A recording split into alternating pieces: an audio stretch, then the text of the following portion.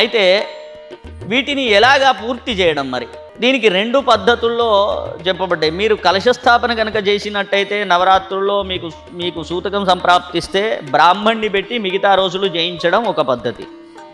లేదు మీరే నవరాత్రి ఉత్సవాలు చేసుకుంటూ ఉన్నారు, ఆ మధ్యలో సూతకమో లేకపోతే జాతాశౌచమో లేకపోతే ఋతుక్రమం వల్ల మీకు ఇబ్బంది ఏర్పడితే 5వ రోజు తర్వాత అప్పటికి నవరాత్రి దశమి కాకపోతే మిగతా నవరాత్రి ఉత్సవాలని 5వ రోజు తలస్నానం చేసి చేసుకోవచ్చు.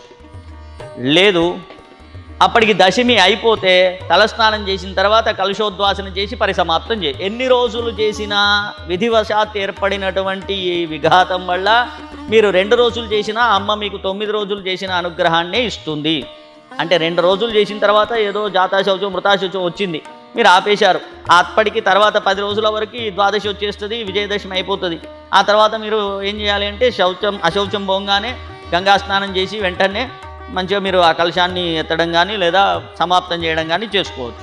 అయ్యో 2 రోజులు చేశాం కదా, మీరు 2 రోజులు చేసినా అమ్మవారు మీకు 9 రోజులు చేసిన ఫలితాన్ని ఇస్తుంది.